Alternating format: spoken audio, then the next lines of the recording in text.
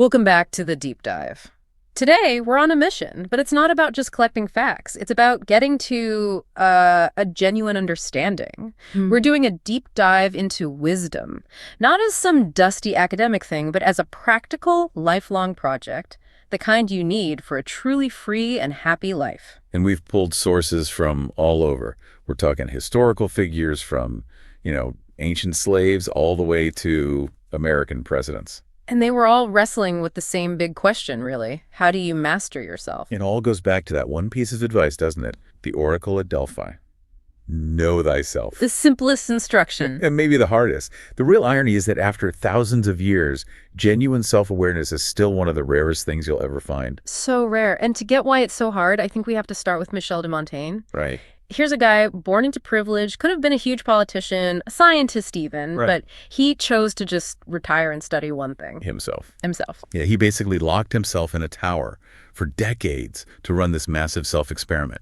And what he found, and this is what's so interesting, is that it wasn't an ego trip. No. It was profoundly humbling.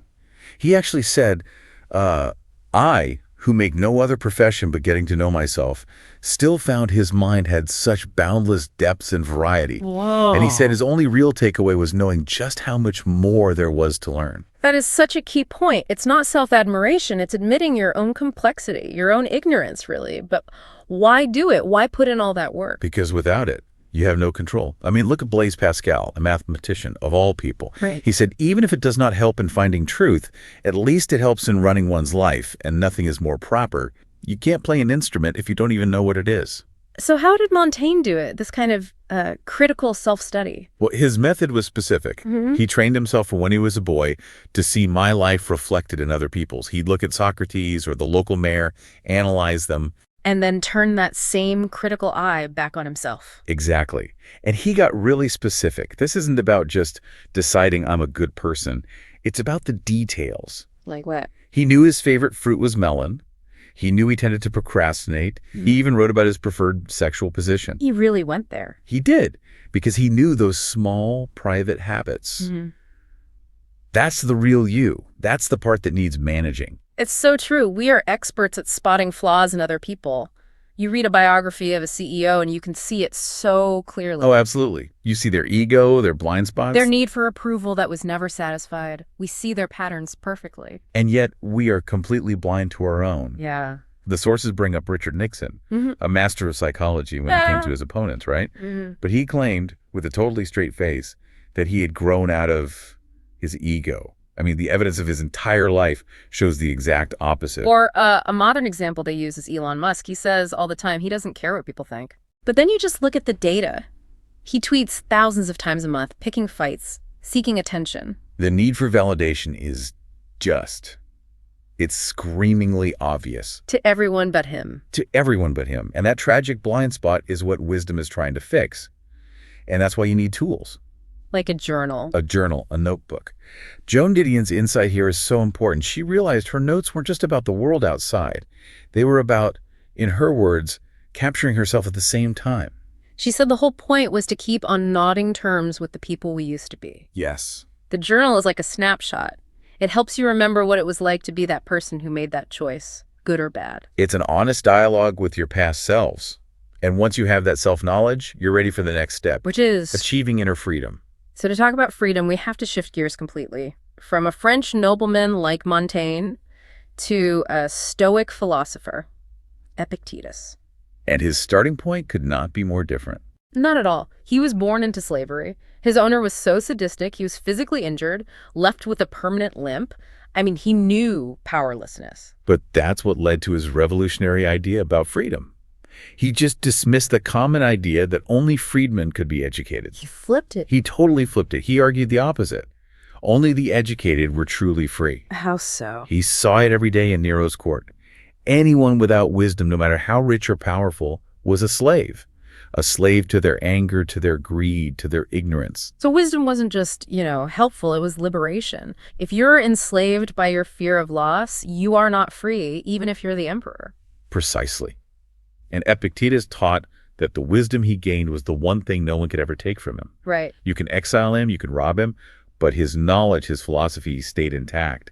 That's what made him, as he put it, invincible and unconquerable. That's such a powerful idea, and you see it play out. The Emperor Hadrian, ruler of the known world, actually stopped his travels just to go listen to a lecture by this former slave. And Marcus Aurelius, another emperor and a student of Epictetus, he believed thinkers were superior to conquerors because, quote, their minds were their own. This frame of mind lets you rise above the day-to-day anxiety, which is freedom.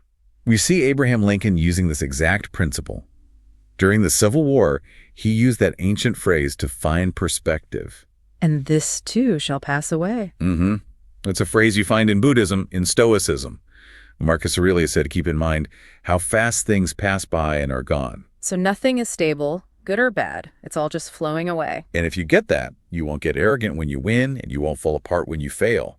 It's that work of self-stripping that leads to freedom. John Didion talked about that, the struggle to get rid of your own misapprehensions, my own false ideas. Constantly stripping yourself down, examining everything you see, getting rid of whatever is blinding you. It sounds exhausting, but I guess necessary. And the goal of all this hard work should be happiness, right?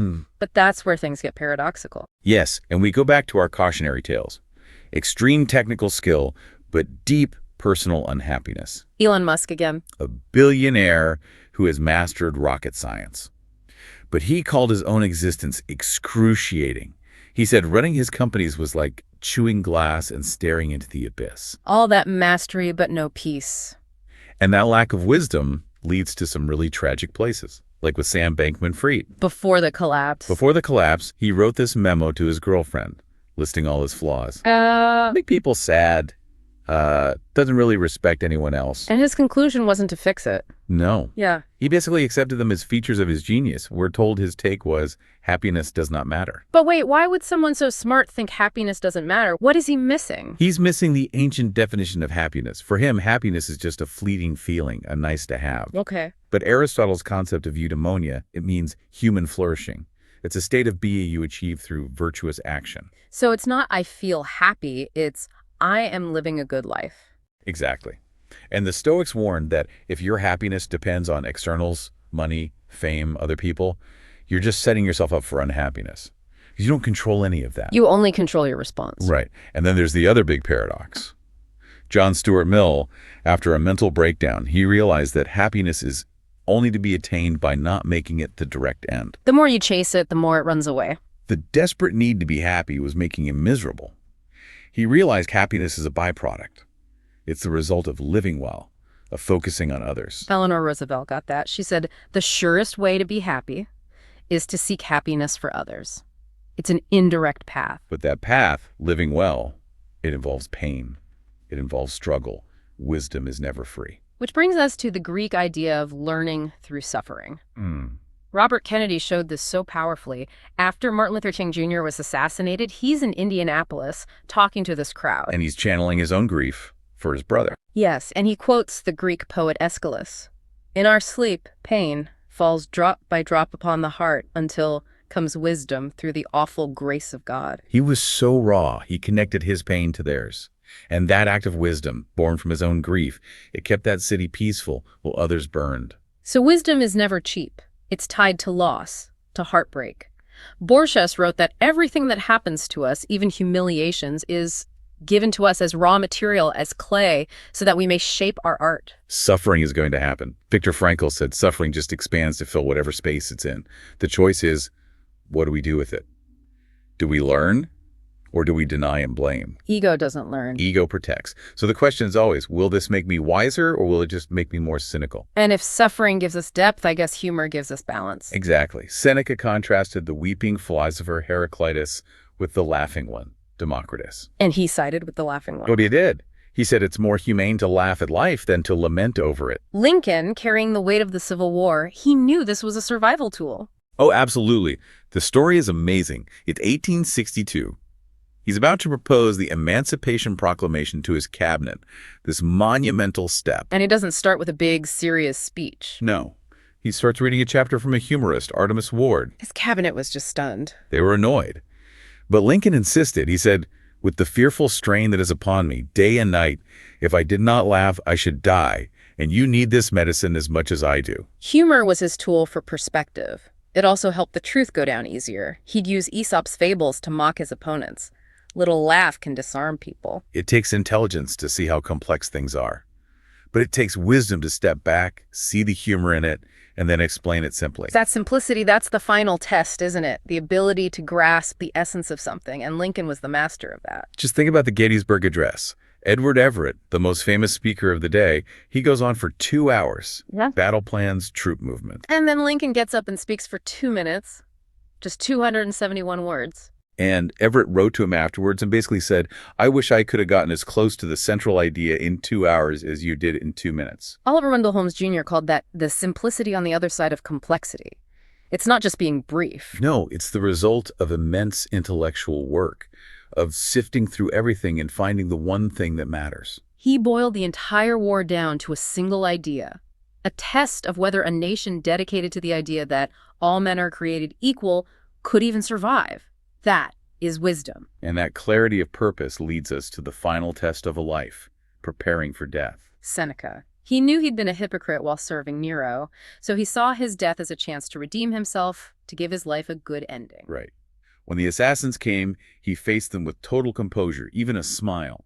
He told his weeping friends that he was leaving them his only true possession, the example of his brave death. To philosophize is to learn how to die. And Montaigne built on that. Mm-hmm. Premeditation of death is a premeditation of freedom.